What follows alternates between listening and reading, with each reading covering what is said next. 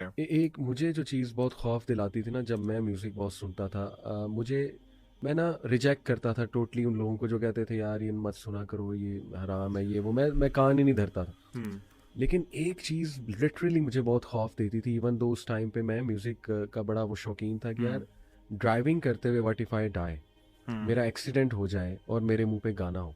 यानी even though देख ले मैं रिलीजन की तरफ नहीं था, लेकिन ये खौफ मुझे कहता था कि यार नहीं, समथिंग इज रॉन्ग। और कितने ऐसे वाकयात आपको सुनने को मिलेंगे, डॉक्टर्स सुनाते हैं। हम्म। शेख खालिद यासीन का एक लेक्चर है, उसमें बता रहे थे कि डॉक्टर्स टोल्ड मी कि उन्होंने पेशेंट्स को मरते हुए गानों के लिरिक्स कहते हुए जो है ना वो सुना।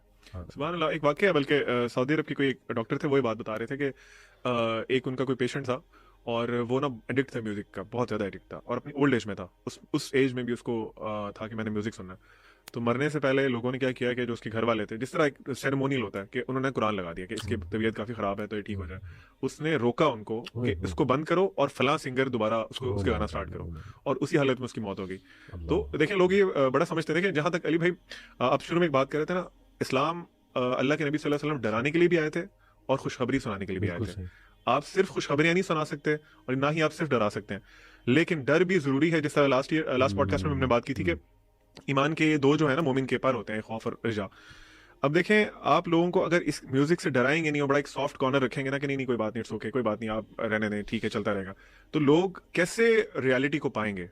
उनको कैसे समझ आएगी कि यार ये this is not the way जो यस, हमने चूज किया? यस, तो मेरा ख्याल है कि आपको राइट नाउ जितना जल्दी हो सकता है इसको छोड़ना है, because this podcast is another reminder yes, out of so many reminders जो अल्लाह यस, ताला ने आपके यहाँ भेजे हैं। एग्जैक्टली, तो you have to exactly. Take action right now. देखिए, हम इसमें नहीं जा रहे म्यूजिक हराम है यस। हलाल है, वो एक अलग बहस है और हमने उस पर किए हुए हैं। हम ये कह रहे हैं कि देखें, define your and goal today.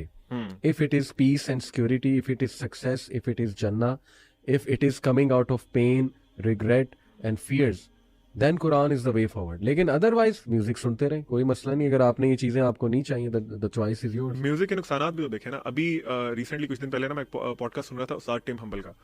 जिन लोगों पे जादू हुआ होता है ना, जिन लोगों पे जादू हुआ हम्म, होता है, वो उन पे इतना नेगेटिव इम्पैक्ट होता है इस चीज का कि एक शेख है, वो कहते हैं कि मैं ना, एक पेशेंट था मेरा जिसपे ही वाज पोजेस्ड।